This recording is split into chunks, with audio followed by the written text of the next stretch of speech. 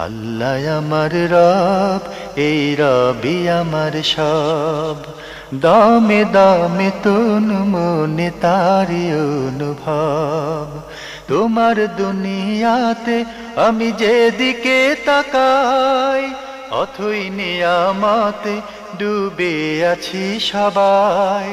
পাক পাখালির গানে শুনি তসবি কালো রব, তসবি কালো রব। আল্লাহ আমার রব, এই রবি আমার সব। আসসালামু আলাইকুম, আলহামদুলিল্লাহ, আসসালাতু ওয়াসসালামু আলা রাসূলিল্লাহ। প্রিয় দর্শক, আপনারা যারা দেশে আছেন প্রবাসে, সবাইকে জানাই অনেক অনেক প্রীতি ও শুভেচ্ছা। শুরু হলো এনটিভি আয়োজিত অনুষ্ঠান আপনার জিজ্ঞাসা। আপনাদের সাথে আছি আমি জয়নুল আবেদিন আজাদ, আর আপনাদের মনোজাগা প্রশ্নের জিজ্ঞাসার জবাব দিচ্ছেন বিশিষ্ট আলেম ডক্টর মোহাম্মদ সাইফুল্লাহ। আসসালামু আলাইকুম ওয়া রাহমাতুল্লাহি ওয়া বারাকাতুহু। প্রিয় দর্শক, চলুন তাহলে জিজ্ঞাসার জগতে। শুরুতে একটি ইমেল পাঠিয়েছেন মোহাম্মদ শফিকুল ইসলাম। লিখেছেন, আমি প্রতি বছর রমজান মাসে জাকাত দিয়ে থাকি। আমি গত জুলাই 2023 সালে কিছু টাকা পেয়েছি। এখন এই টাকার জাকাত এই রমজানে দিতে হবে, যেহেতু এক বছর হয়নি। পরবর্তী রমজান থেকে দেয়া শুরু করব কি? ধন্যবাদ আপনাকে। অত্যন্ত গুরুত্বপূর্ণ একটি প্রশ্ন করেছেন যে প্রতি বছর আপনি রমাদান মাসে টাকা দিয়ে থাকেন। গত রমাদানে আপনি টাকার হিসাব কষে আপনি টাকা আদায় করেছেন, জাকাত আদায় করেছেন। সেক্ষেত্রে পরবর্তীতে আপনি কিছু টাকা পেয়েছেন, যেটা জুলাই মাসে এই রমাদানে যেটি এক বছর পূর্ণ হবে না।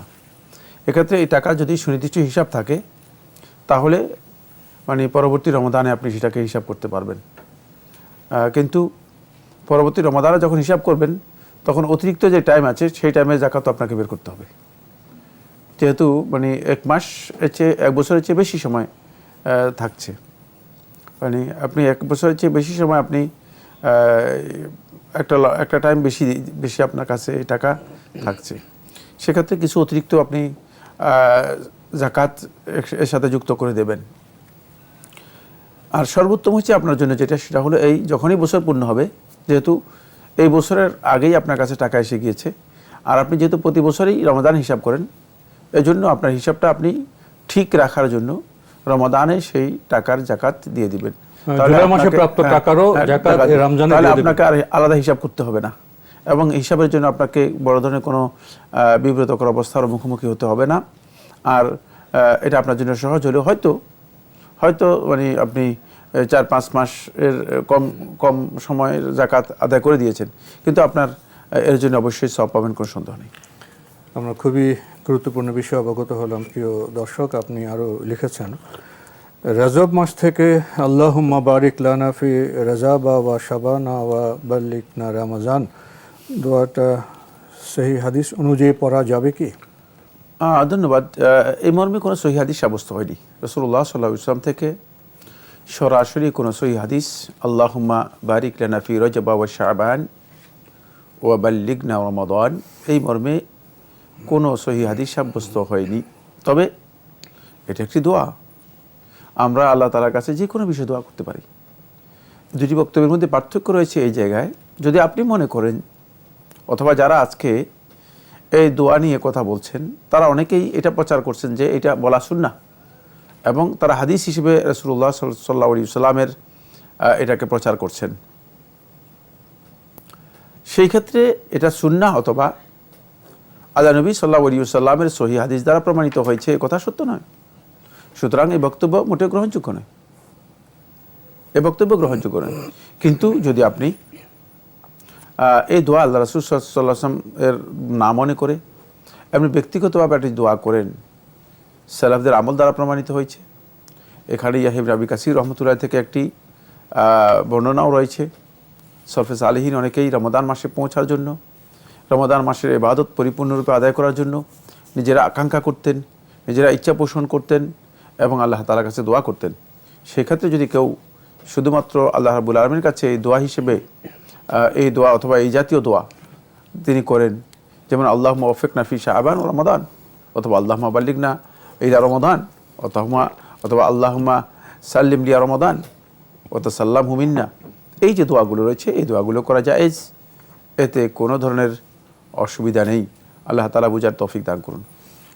আমরা জানলাম খুবই গুরুত্বপূর্ণ বিষয়ে। প্রিয় দর্শক, আরও একটি ইমেল পাঠিয়েছেন মাশিউর মাসুদ, লিখেছেন, আমি জানতে চাচ্ছি 40 দিন কবর জিয়ারত করলে নাকি মৃত ব্যক্তির কবর আযাব মাফ হয়ে যায়?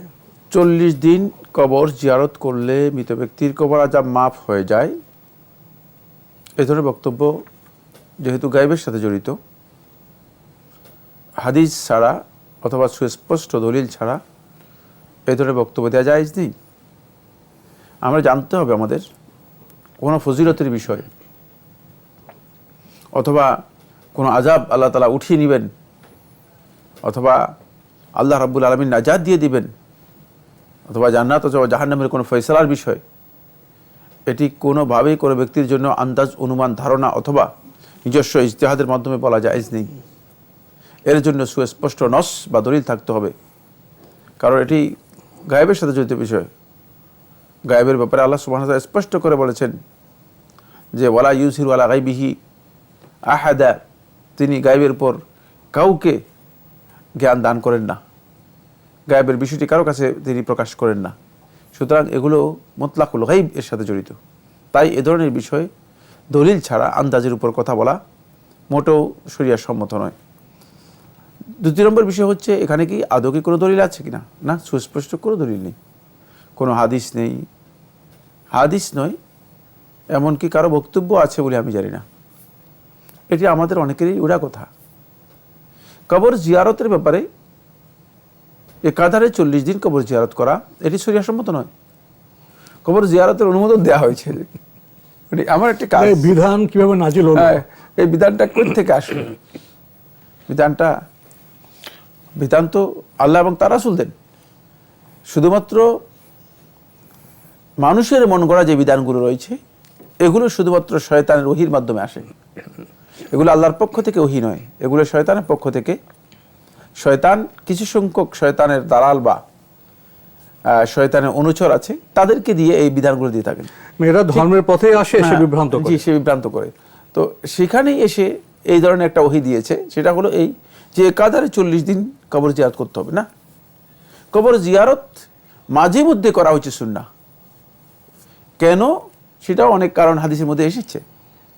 আখিরাতের কথা স্মরণ পড়বে, অন্তর বিগলিত হবে, নিজে আখিরাতমুখী হবে, নিজে দুনিয়ার যে মোহ আছে সেই মোহ ত্যাগ করতে পারবে এবং জান্নাতের জন্য আগ্রহী হবে, মৃত ব্যক্তির জন্য দোয়া করবে, ইত্যাদি ইত্যাদি।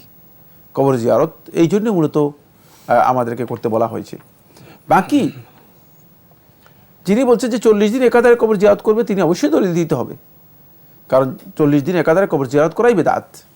কবর জিয়ারতে নবী সাল্লাল্লাহু আলাইহি ওয়াসাল্লাম উৎসাহিত করেননি। যদি 40 দিন কবর জিয়ারত একাধারে করা যায়, তাহলে একাধারে প্রতিদিন কবর জিয়ারত করা যাবে। এই আমল সালাফদের কাছ থেকে প্রমাণিত হয়নি। সুতরাং নিয়মিত প্রতিদিন কবর জিয়ারত করা এটি সুন্নাহ সম্মত কাজ নয়। এটাও আমাদেরকে খেয়াল রাখতে হবে। যদি কেউ সুন্নাহ মনে করে এটাকে বাধ্যতামূলক করে নেন, তাহলে এই কাজটিও বেদাত হয়ে যাবে। তাহলে এটা তো কবর আযাব তো দূর করবেই না, বরং এই কাজটাই সওয়াবের কাজ হবে না, বেদাতি কাজ হিসেবে বিবেচিত হবে। আমার মনে হয় বিষয়টি স্পষ্ট হয়েছে। খুবই গুরুত্বপূর্ণ প্রশ্নের আমরা খুবই সঙ্গত জবাব পেলাম প্রিয় দর্শক। শুধু এই একটি বিষয় নয়, আমাদের জনপদে মানুষ ধর্মপ্রাণ, তারা অনেক কিছু করে ফেলেন যেটা ধর্মে অনুমোদিত নয়। তাই ইবাদত করার আগে আমাদের জানতে হবে কোনটি ইবাদতের বিষয়, কোনটি নয়, নয়তো আমাদের পণ্ডশ্রম হবে। প্রিয় দর্শক, আসুন আমরা জেনে শুনে ইবাদত করি। ভাই মাশিউর মাসুদ, আপনি একটা অনুরোধ জানিয়েছেন যে আপনার প্রশ্নের জবাবটা যেন আমরা পার্সোনালি ইমেল করে আপনাকে জানাই। ভাই, আমাদের তো এই ব্যবস্থাপনা নেই, তো আপনি এটা এই জন্য বললেন যে যদি অনুষ্ঠান দেখা না হয়, বিকল্প তো আছে ভাইয়া। আপনি ইউটিউবে আমাদের অনুষ্ঠান দেখতে পারেন। ইউটিউবে আপনি যে কোনো সময় আপনার সুবিধা মতো দেখেন, ইনশাল্লাহ আপনি আপনার প্রশ্নের জবাবটা আপনি পেয়ে যাবেন। আমরা নতুন প্রশ্নে যাচ্ছি। প্রিয় দর্শক, আমাদের এই প্রশ্নটি পাঠিয়েছেন মোস্তাক আহমেদ সৌদি আরবের তায়েব থেকে।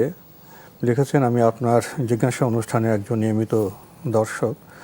আমার আজকের প্রশ্ন, আমি একজনের দোকানে চাকুরি করি। এই দোকানে প্যারাসিটামল জাতীয় একটা ঔষধ বিক্রি করা হয়ে থাকে, যা এদেশে আইনে দোকানে বিক্রি নিষেধ। এই ওষুধটা সৌদি আরবের লোক ছাড়া অন্য দেশের লোকদের কাছে বিক্রি করে থাকি। সৌদি আরবের লোকদের কাছে বিক্রি করি না।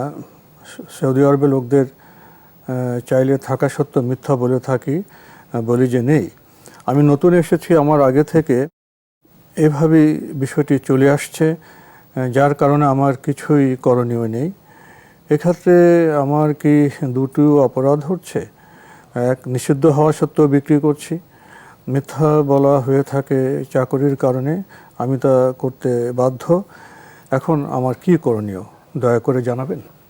একটু স্পষ্ট করতে হবে, সেটা হচ্ছে তিনি বলেছেন যে এই ওষুধটা সৌদি আরব নিষিদ্ধ, এটা না? তারপরে তিনি মিথ্যা বলছেন কোথায়? যারা সৌদি আরবের ক্রেতা আসে তাদেরকে বলে ওষুধটা নেই, কিন্তু ওষুধটা উনি আদার দেন সৌদি আরবিয়া উনি বিক্রি করছেন, অন্যদের কাছে বিক্রি না, করছেন। আপনার প্রত্যেকটি কাজই গর্হিত, নিষিদ্ধ। কারণ একদিকে আপনি মিথ্যার আশ্রয় নিচ্ছেন, আরেকদিকে আপনি অন্যায়ের আশ্রয় নিচ্ছেন। যেটা একটা নিষিদ্ধ কাজ সেটা করছেন। সুতরাং এই কাজ আপনার জন্য বৈধ নয়, এই কাজ করা আপনার জন্য জায়েজ নেই। কারণ মুসলিম ব্যক্তি এই ধরনের কাজ করবে, এটা কিভাবে হতে পারে? আপনার কাছে ওষুধ আছে, সেখানে আপনি মিথ্যার আশ্রয় নিচ্ছেন। আর যেই ওষুধ আপনার বিক্রি করা নিষিদ্ধ, যেটা আপনার জন্য বৈধ নয়, সেটা যদি কোনো সমাজে কেউ বিক্রি করে থাকে, এটা শুধু অপরাধ নয়, এটা হচ্ছে ওই সমাজের মধ্যে ফাসাদ সৃষ্টি করার অপরাধ, ওই সমাজে বিপর্যয় সৃষ্টি করার অপরাধ। এটা মানে শুধু ক্রাইম নয়, এটা বড় ক্রাইম। এর জন্য ইসলামী শরীয়তে শাস্তি রয়েছে, দণ্ডবিধি রয়েছে। সুতরাং এই কাজ প্রত্যাহার করুন, এই কাজ থেকে নিজেকে সরিয়ে নিন, চেষ্টা করুন অন্য কোথাও কাজ করার জন্য। আর যদি আপনি বাউন্ড হয়ে যান, তাহলে আপনি কর্তৃপক্ষকে বলুন যে মানে এটা ইসলামী শরীয়তে নিষেধ, আমি কাজ করতে পারবো না। কিন্তু যদি তোমরা বাধ্য করো, এর জন্য তোমরাই দায় বহন করতে হবে, গুনাহগার হবে। আমাকে যদি বাধ্য করতে হয়, তাহলে সেক্ষেত্রে তোমরাই গুনাহগার হবে। আমাদের হাতে একটি ইমেল পাঠিয়েছেন একে এম শামসুদ্দিন আহমেদ, নর্থ বাসাবো, ঢাকা থেকে লিখেছেন, হাদিস নম্বর 4725, Abu Dawud Sharif, 5th খণ্ড, that Muhammad ibn Usman radiallahu ta'ala anhu, Abu Obama radiallahu ta'ala anhu narrate, Rasulullah sallallahu alaihi wasallam told, I am responsible for a person, a house in the middle of the Jannah, who avoid quarrel though he was stand up on haqq, and the man who cannot tell a lie in joking, and I will be responsible for him in Jannah in highest place. And the man who have good behave, I will be responsible for him to the highest place in Jannah. Is this hadith sahih? ধন্যবাদ আপনাকে। হ্যাঁ, এই হাদিসটি একেবারে সহিহ সনদে সাব্যস্ত হয়েছে। রাসূলুল্লাহ সাল্লাল্লাহু আলাইহি ওয়াসাল্লাম বলেছেন, আনা যাঈমুন বিজান্নাতিন ফি রাবাদিল জান্নাহ আও বিবাইতিন ফি রাবাদিল জান্নাহ লিমান তারাকাল মিরা ওয়া হুয়া মুহিক ওয়া আনা যাঈমুন বিবাইতিন ফি ওয়াসাতিল জান্নাহ লিমান হাসানা খুলুকাহ। যে বক্তব্যটি আপনি দিয়েছেন হুবহু এই সনদে শেখ মোহাম্মদ নাসিরউদ্দিন আলবানী রাহিমাহুল্লাহ তাআলা হাদিসটিকে সহিহ বলেছেন। জি, এবং এই হাদিসে তো খুব চমৎকার বার্তা রয়েছে আমাদের জন্য। প্রিয় দর্শক, আরও একটি ইমেল পাঠিয়েছেন রেজাউর রহমান, লিখেছেন, আপনি ইংরেজি হরফে বাংলায় ইমেলটি করেছেন, লিখেছেন, একবার আমি শপিংয়ে করার জন্য এক দোকানে গিয়েছিলাম। দোকানদারের বাসায় ছিল ওনার দোকান। শপিং করার পর উনি ফ্রাইড চিকেন দিলেন। উনি মুসলিম নন। আমি খাবো না বললেও উনি শোনেননি, তাই আমাকে খেতে হলো। ফ্রাইড চিকেন হালাল ছিল না। এখন এই জন্য আমাকে কোনো কাফারা দিতে হবে? জানাবেন দয়া করে। কাফারা কি দিবেন? আপনার গুনাহ হয়ে গিয়েছে, আল্লাহ তাআলার কাছে তওবা করুন। কিন্তু একজনে দেবে আর খেয়ে ফেলবেন, অন্তপক্ষে হালাল হারামের বিষয়টি বিবেচনা করবেন না, এই কাজটি মুসলিম ব্যক্তির জন্য বৈধ নয়। বিশেষ করে অমুসলিম দেশে অথবা এমন জায়গায় গিয়েছেন যেখানে আপনি হয়তো জানেন না হালাল হারামের সংমিশ্রণ রয়েছে। মুসলিমদের দেশে এটাই খুব সহজ। মুসলিম জনপদে হারাম পাওয়া যায় না, খুব কম। সেখানে এই ধরনের প্রশ্ন করার সুযোগও নেই, দরকারও নেই। কিন্তু যখন আপনি যাবেন অমুসলিম দেশে, অমুসলিম জনপদে যখন যাবেন, সেক্ষেত্রে অবশ্যই আপনাকে এই প্রশ্ন করা প্রয়োজন যে আপনি আসলে হালাল হারামকে সেখানে যাচাই করছেন কিনা। তো আপনার এই কাজটি অবশ্যই বড় ধরনের গুনাহ হয়েছে, কোনো সন্দেহ নেই। হারাম খেয়েছেন, এই জন্য আল্লাহ তাআলার কাছে ক্ষমা প্রার্থনা করুন। আল্লাহ সুবহানাহু ওয়া তাআলা যদি তওবা কবুল করেন তাহলে অবশ্যই উত্তম, কোনো সন্দেহ নেই। এই বিষয়টা আমরা সমাজ জীবনে অনেক জায়গায় লক্ষ্য করি। যখন কে সুন্দর করে একটা অনুরোধ করে আমরা বিব্রত হয়ে যাই, বিব্রত হয়ে আমরা ইসলামের যে বিধান সেটা অনেক ক্ষেত্রে আমরা লঙ্ঘন করে ফেলি।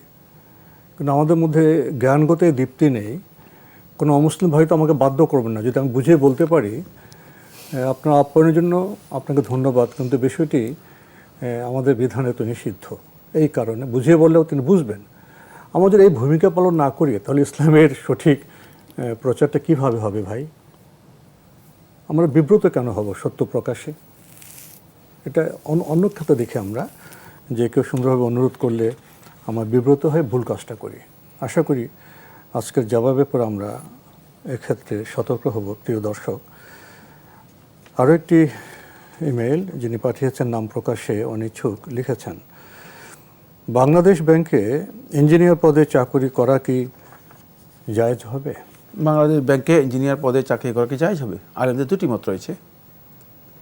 আলেমদের মধ্যে কেউ কেউ বলেছেন এটা জায়েজ, কারণ আপনি বাংলাদেশ ব্যাংকের ইঞ্জিনিয়ার যে পোস্ট, সে পোস্টে আপনার সুদের কোনো কাজ নেই, সুদের সাথে কোনো সম্পৃক্ত প্রযুক্তির কাজ করছেন, এটা প্রযুক্তির কাজ করছেন।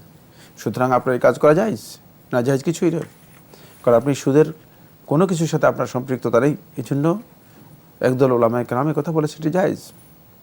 আবার আলেমদের মধ্যে আরেক দল বলেছেন যে এটা যেহেতু ব্যাংকের কার্যক্রমের সাথে সুদের সম্পর্ক রয়েছে এবং এই সুদ রেগুলেটরি ব্যাংক হিসেবে, সুদ নিয়ন্ত্রক ব্যাংক হিসেবে বাংলাদেশ ব্যাংক কাজ করে যাচ্ছে, এই কারণে বাংলাদেশ ব্যাংকে চাকরি করা অথবা সুদী ব্যাংকে চাকরি করা হারাম, জায়েজ নেই। সেক্ষেত্রে একজন ইমানদার ব্যক্তির জন্য সর্বোচ্চ সঠিক বিধান হচ্ছে তিনি এহতিয়াত করবেন, সতর্কতা অবলম্বন করবেন। যদি তার এই চাকরি ছাড়া আর কোথাও চাকরির ব্যবস্থা নেই, অথবা চাকরি হচ্ছে না, অথবা যেই পোস্টে আছেন উনি এভাবে অন্য কোথাও হয়তো চাকরি পাবেন না, আর চাকরি ছেড়ে দিলে জীবনযাপন করাও তার জন্য কঠিন বিষয় হতে পারে, আর্থিক সংকটে পড়ে যেতে পারেন, অথবা জীবনযাপনের মৌলিক ক্ষেত্রে সংকটে পড়ে যেতে পারেন। সেক্ষেত্রে তার জন্য এই অবস্থায় চাকরি করা না জায়েজ নয়, জায়েজ, যেহেতু তিনি জীবনযাপনের বিষয়টি তার জন্য খুবই গুরুত্বপূর্ণ।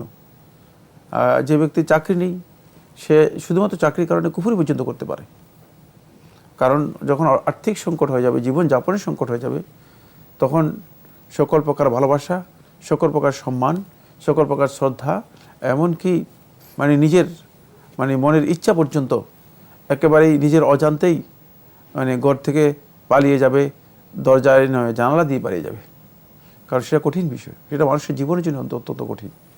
এই বিষয়গুলো বাস্তবতা অনেকেরই বোঝা উচিত এবং বোঝার বিষয় রয়েছে। দ্বিতীয় নম্বর যে পয়েন্টটি, সেটা হলো যদি তার এই ধরনের ব্যবস্থা থাকে যে অন্যত্র তিনি চেষ্টা করলে ভালো চাকরি পাবেন এবং চাকরি পেতেও কোনো অসুবিধা নেই, তাহলে তার জন্য উচিত হচ্ছে তিনি অন্য কোথাও ভালো চাকরিতে নিজেকে জয়েন করা, চেষ্টা করা এবং এই কাজ থেকে নিজেকে বিরত রাখা। এটা হচ্ছে তার জন্য সতর্কতামূলক, এটাই সবচেয়ে উত্তম কাজ। এখানে যে বিষয় চলে আসে, এই বিধান মেনে যদি বাংলাদেশের মুসলিমরা কেউ জাতীয় প্রতিষ্ঠান বাংলাদেশ ব্যাংকে চাকরি না করেন, তাহলে পুরো জাতীয় প্রতিষ্ঠান তো মুসলিম থেকে বিযুক্ত হয়ে যাবে। সকলেই কাজ হচ্ছে জাতীয় বিধান আর জাতীয় প্রতিষ্ঠানগুলো অবশ্যই সেইভাবেই আসতে হবে, যেভাবে ইসলাম অনুমোদন দেয়, অবশ্যই সেইভাবেই আসতে হবে। কিন্তু ইমানদার ব্যক্তি গোটা জাতিকে তিনি সংশোধন করতে পারবেন না, নিজেকে এটা দুটি বিষয়, একটি ইমানদার ব্যক্তিগত বিষয়, হ্যাঁ। একটা আমাদের জাতীয়ভাবে কিছু কারেকশনের বিষয় আছে। জি, কাজ তো অনেক ভালো ভালো কাজ হচ্ছে, জি। এখন যেখানে সমস্যা সেখানে কারেকশনের দিক বোধ আমাদের জি, জি। নজর দিতে হবে। প্রিয় দর্শক, আমরা ছোট করে জিনিসটি বললাম, কিন্তু জিনিসটা আসলে অনেক বড়, অনেক বড়।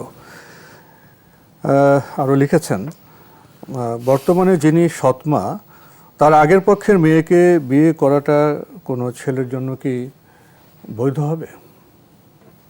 বর্তমানে তিনি সৎমা, তার আগের পক্ষের মেয়ে আছে, আগে মানে তো বিয়ে যদি হয়েছিল। তিনি মানে তার নিজের মা না হয়ে থাকেন, সৎমা, সৎ মা নিজের মা না হয়ে থাকেন, তাহলে ওই মেয়েকে বিয়ে করা তার জন্য জায়েজ, তিনি বিয়ে করতে পারবেন, কারণ ওর সাথে তো তার কোনো রক্তের কোনো সম্পর্ক নেই। তো আজকে আমাদের এখানে শেষ করতে হচ্ছে। আপনাকে অনেক ধন্যবাদ। আপনাকে অনেক ধন্যবাদ। প্রিয় দর্শক, আমরা দেখছিলাম এনটিভি আয়োজিত অনুষ্ঠান আপনার জিজ্ঞাসা। আমাদের অনুষ্ঠান আপনারা এনটিভি অনলাইনেও দেখতে পারবেন, ভিজিট করুন www.ntvbd.com। এছাড়া ইউটিউবে এবং আমাদের ভেরিফাইড ফেসবুক পেজে অনুষ্ঠান দেখতে পারবেন। প্রশ্ন পাঠ করতে করতে আমরা অনেক সময় একটু অন্যমনস্ক হয়ে যাই। এটা কোনো মনোযোগিতার অভাব নয়, প্রশ্ন যে বিষয় এসে যায়, ভাবতে গিয়ে একটু অন্যমনস্ক হয়ে যায়। আসলে কত রকম প্রশ্ন আজকে আমরা লক্ষ্য করলাম। বাংলাদেশ ব্যাংকে ইঞ্জিনিয়ার পদে চাকরি করা জায়েজ কি জায়েজ নয়, কত রকম জবাব আসলো।